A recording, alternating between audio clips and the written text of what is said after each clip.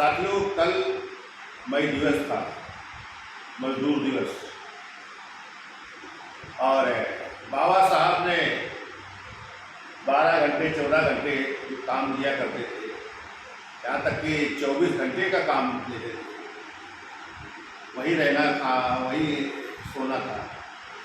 उसे बाबा साहब ने अंग्रेज हुकूमत से बात रखकर बातचीत करके संघर्ष किया और उसको 8 घंटे में कर दिया। इसी तरीके से इस देश में भागीदारी की बात बाबा साहब से शुरू हुई थी, बल्कि इसके पहले अगर जाएं हम तो साहू जी महाराज और ज्योतिबा फुले, महात्मा ज्योतिबा फुले, और पहले अगर जाएं तो महामानव गौतम बुद्ध। ये चीज़ें थी, सबका प्रतिनिधित्व की बात, सबकी हिस्सेदारी की बात।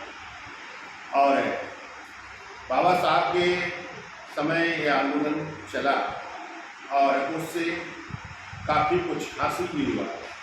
इस देश में जो आरक्षण की स्थिति पैदा हुई तो वही प्रतिरोध से शुरुआत हुई कि सबकी भागीदारी हुई।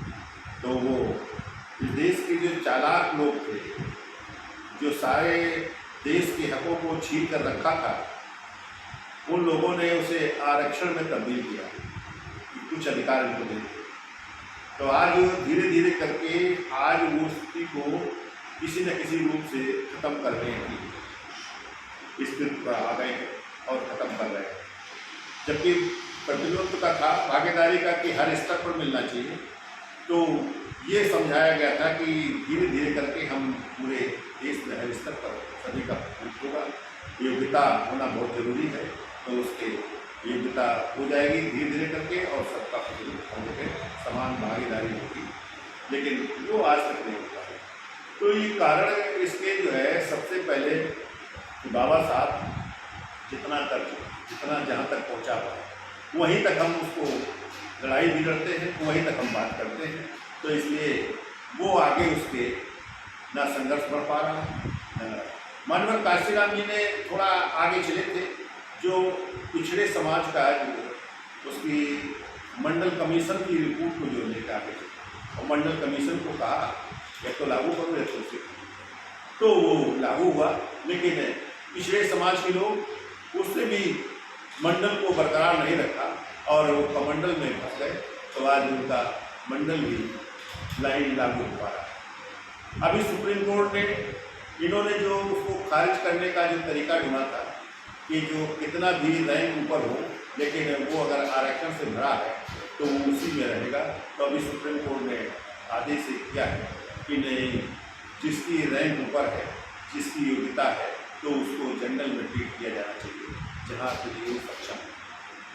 लेकिन इसे अभी तक वो शुरुआत नहीं माना, नहीं शुरू नहीं किया। लेकिन ये बात मैं कहना इसलिए चाहता हूँ कि आप लोगों के वजह से, चूँकि आपके हक है, आपका अधिकार है और आप उन अधिकारों के साथ जुड़ना नहीं चाहते हो, आप साथ अपने अधिकार लेना नहीं चाहते हो, क्योंकि आप उस व्यवस्था के साथ खड़े हो जहाँ हमें गुलाम बनाया गया है, जहाँ हमारी गुलामी है। आज भी बाबा साहब का आप नाम लेते हो, लेकिन बाबा साहब के सिद्धांतों को नहीं स्वीकार करते हो। बाबा साहब तो आपके अधिकार की बात कही थी कि नहीं, देश में आपके अधिकार हो, उसीलिए लोकतंत्र लागू कराया था कि सबकी वैल्यू बराबर है। हर आदमी का वोट के माध्यम से उसको सरकार बनेगी जो सबकी वैल्यू बराबर होगी और वो वोट का मूल्य भी बराबर है। तो लेकिन आज इसलिए मैं ये बात कह रहा हूँ कि आप अभी तक जो ये भागीदारी का आंदोलन चल रहा है, आप जैसे लोग अभी तक बात करते आए हैं, बड़े बड़े विद्वान साथी भागीदारी की बात तो करते हैं, लेकिन वो वहीं तक जैसे आरक्षण तक सीमित हो जाते हैं। जैसे उसके आगे कैसे चलाया जाए उसका कोई रास्ता नहीं निकाल पाते हैं। लेकिन राष्ट्रीय भागीदारी आंदोलन में एक रास्ता है, इस देश से भागीदारी लागू होगी और इस देश से आरएसएस जैसा मानव विरोधी जो संगठन है उसका अंत भी होगा। दूसरा, इस देश के जो विकृत सामाजिक व्यवस्था के लोग जिन्हें जेल होना चाहिए वो शासन सत्ता में है, वो वास्तव में सत्ता से हट के जेल की तरफ जाएंगे। इस देश के विकृत समाज, क्योंकि ये ऐसा एक हथियार है जो अभी तक आप चला नहीं पाए, आप उस हथियार का उपयोग नहीं कर पाए हैं, इसलिए ये आज तक ये व्यवस्था नहीं है। नहीं, बाबा साहब ने ऐसा हथियार आपको दिया था तो आकर चालू कर देते। तो भागीदारी जो है, जो राष्ट्रीय भागीदारी आंदोलन, वो उसका वही स्वरूप है, वो उसी तरह से चलेगा, ऑटोमेटिक सिस्टम से चलेगा, उसको कोई चलाने की जरूरत नहीं। लेकिन आपको जुड़ना होगा, आपको उसमें सदस्य बनने होगा, आप उसमें उसी तरह से काम करें, काम जो कर रहे हैं वो करेंगे, लेकिन हमें एक भागीदारी के तहत काम करना होगा। तो हर स्तर पर, आप व्यापार में भी आपका साथ होगा, आपके इस देश में जमीन में, भूमि में हिस्सेदारी होगी, आपके हर स्तर पर उस कामों में भी हिस्सेदारी होगी, और ये बहुत जल्द हो जाएगा। लेकिन आप उसको जब एक्टिव हो, जब वो वास्तव में जो लेने के लिए तैयार हो, आप केवल हिंसा से लेना चाहते हो। जैसे अभी एक बयान आया था डॉक्टर राजेंद्र अम्बेडकर का, बाबा साहब के परपोते का, कि हम इस देश में जो चुन के जाते हैं, जो संविधान का विरोध कर रहे हैं, जो सत्ता जो है सही काम नहीं कर रहे, उन प्रतिनिधियों को मारूंगा, पीटूंगा। तो मेरा ये कहना है कि इस तरह के बयान करके, उग्र करके अपने अधिकारों के खिलाफ खड़े हो जाते हैं।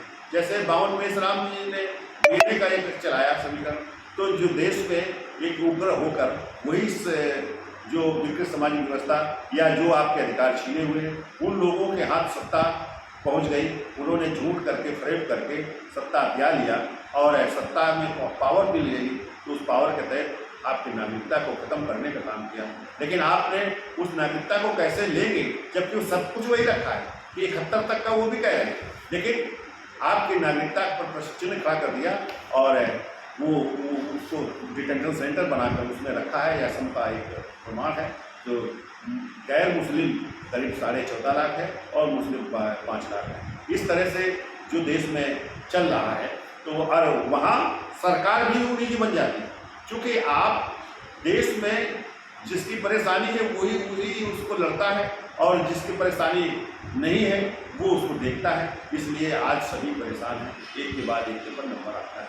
तो मैं आप लोगों से ये कहना चाहता हूँ कि अगर इसको सरप्राइज करते हैं, अगर इसको आप लाइक करते, तो शायद ये बात बहुत दूर तक पहुँचती। अब इसमें करोड़ों के हिसाब से लोगों को सरप्राइज होना चाहिए, लेकिन आप पे जो है सरप्राइज नहीं आते हैं, जिसके कारण से आप अपने लगता है कि आप अपने अधिकारों से नहीं प्यार कर रहे हैं, आप इस देश की उस व्यवस्था से प्यार कर रहे हैं जो गुलामी को घोतक है। आप इस देश में उस हिंसा को ले रहे हैं जहां आपका कत्ल होना है। आपने अगर अपनी शक्ति बनाकर, अपनी जनशक्ति के तहत अगर आप उस काम को करें, ये जरूर है कि अगर राष्ट्रीय भागीदारी आंदोलन जब चलेगा, जब ये देश में स्थापित होगा, तो ये विकृत सामाजिक व्यवस्था के लोग संघर्ष में आएंगे और आपके साथ युद्ध करेंगे। तो ये जरूर है कि फिर आपका हिंसा नहीं होगी, फिर उनकी हिंसा होगी, क्योंकि आप संगठित हो जाएंगे, आप ताकतवर हो जाएंगे। तो या तो आपसे वो मिलकर चलेंगे, या तो फिर खून खराबा के शिकार हो जाएंगे। जैसे कि 1818 में जो आपने देखा था, पेशवा 30,000 पेशवाओं के साथ 500 महारों ने जो संघर्ष किया था, वो मुद्दा था पीछे झाड़ू आगे मटकी को बंद कराने के लिए। लेकिन साथियों, उसमें 28,000 शहीद हो गए और 2,000 लोग आत्मसमर्पण कर लिया, 500 महारों ने जीत ली लड़ाई।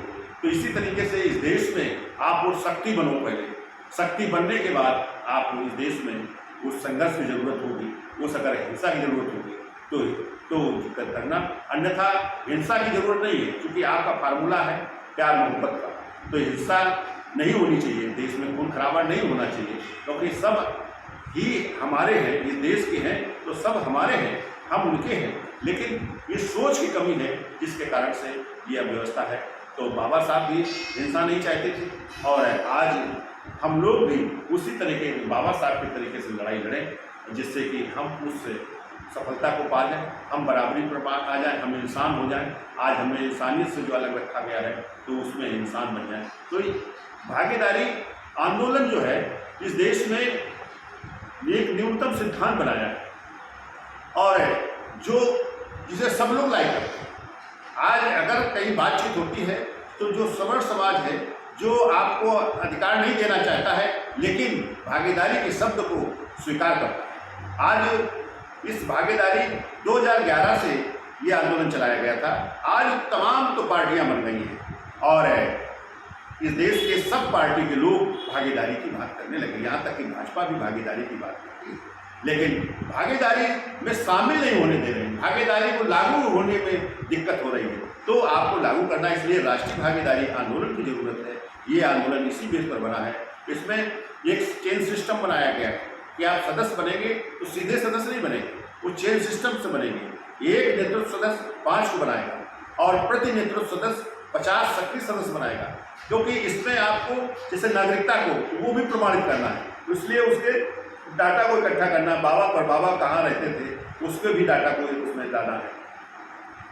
और इसमें जो पिछड़े समाज को और अधिक उत्पीड़ित करने के लिए जो उनका मंडल कमीशन का जो आरक्षण था उसको खत्म करने की जो बात हो रही है, जो उसको मजबूत करने के लिए कि नहीं मंडल नहीं, उनको तो 52 अगर है तो 52 मिलना चाहिए। तो इस बात को अगर प्रमाणित करना है तो फिर जातिगत जनगणना होना चाहिए, जिसे इस देश के प्रधानमंत्री नहीं कराना चाह रहे और उन्होंने सुप्रीम कोर्ट को लिख के दे दिया है कि इसमें भेदभाव पैदा होगा, इसमें बड़ी असमंजस होगी, मानवता में दिक्कत आएगी। तो ये जो है तो इसमें कोई दिक्कत नहीं आएगी, क्योंकि आज अगर वो जिस जात से जाना जाता है तो उसका अगर सीधे डाटा आ जाएगा तो उसमें क्या दिक्कत है। और फिर अगर या तो इससे डरते हो तो ये सब जातियाँ खत्म होनी चाहिए, इनको खत्म होने का कोई फार्मूला लाइए। तो ये अगर ऐसा नहीं होता है तो फिर ये राष्ट्रीय भागीदारी आंदोलन उस जातिगत जनगणना को भी प्रमाणित कर देगा, और जिससे कि कोई रोक नहीं। कम से कम ये आंकड़ा सरकारी नहीं होगा, गैर सरकारी होगा, लेकिन हम इस बात को रखकर लड़ाई संघर्ष अपने अधिकार ले सकते हैं, संघर्ष कर सकते हैं। तो इस बात को ये प्रमाणित करके हमें करना होगा। तो साथियों, आप केवल इससे सदस्य बनिए, इसका ऐप खोलिए, इसका आरबी आंदोलन के नाम से ऐप बना है, उसको आप खोलिए और उसमें आप उस फॉर्म भरिए और इसमें सदस्य बनिए। सदस्य के कई रूप हैं, करीब 5 प्रकार से सदस्य उसमें बनता है और उसके हर एक के अधिकार अलग अलग हैं। और जिस दिन आप इसे पहले सदस्य बनिए और फिर इसके बाद आपके समझ में आ जाएगा कि हमें अधिकार केवल लेना नहीं, हमें अधिकार उसमें लागू करने हैं, हमें अधिकारों के साथ इस देश में अपने को समाहित करना है, क्योंकि अधिकार देने वाले बनना चाहिए।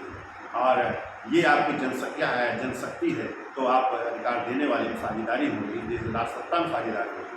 तो फिर राष्ट्र सत्ता में, प्रशासन में और न्यायालय में और इसमें मीडिया में, हर स्तर पर आपको साझेदार बनना है। या देश इस देश में रहने वाले लोगों का है, हम सब का है, तो हम सब का देश है, तो सब लोग मिलकर देश चलाएंगे और स्वाभिमान के साथ देश को चलाने का काम करेंगे। सबका स्वाभिमान और सबका भागीदारी हो, यही इसका संकल्प है। अभी हमको बिहार में बुलाया गया, 7 तारीख को एक बहुत बड़ा सम्मेलन होने जा रहा है, लेकिन अभी देखता हूँ कि बिहार जाएंगे, क्योंकि वहाँ बहुत बड़े बड़े विद्वान आ रहे हैं। और साथियों, आपसे मेरी ये अपील है कि आप इसको सरप्राइज करें, इसमें लाइक करें, और जितना आप इसको आगे बढ़ा देंगे, जितनी दूर तक बात जाएगी, उतनी जल्दी आपको अधिकार मिलेंगे।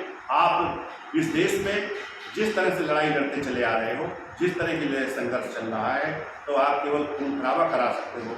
आप अधिकारों को आप सत्ता दूसरे के हाथों दे सकते हो, जैसा कि अभी हुआ। जिन्हें जेल के अंदर होना चाहिए वो सत्ता के मालिक बने हैं, और ये स्थिति बनी रही तो फिर आप कभी भी आप अधिकार नहीं पा सकते हो। इसलिए राष्ट्रीय भागीदारी आंदोलन को आप समझो, इसमें कुछ लगना नहीं है, आप इसको सरप्राइज करो। जब सरप्राइज करोगे तो आपकी संख्या बढ़ेगी, और इसका चेन सिस्टम जब समझ जाओगे तो एक दूसरे के साथ खड़े हो जाओगे, तो आपको जो आपका बेरोजगारी है ये खत्म हो जाएगी। आप सबको कारोबार से जुड़ना होगा, आप सबको नौकरी मिलेगी, आप सबको हिस्सेदारी, भूमि की हिस्सेदारी मिलेगी। आप देश में हर स्तर पर हिस्सेदारी का प्रावधान है, वो आपकी जनशक्ति से आएगा, उसका सब कुछ सिस्टम है। और मैं अपनी बात को यही रोकूंगा कि साथियों, उठो, बढ़ो, संगठित हो, संघर्ष करो, ले लो अधिकार अपने, यह देश हमारा है। धन्यवाद साथियों। जय हिंद, जय भारत। धन्यवाद।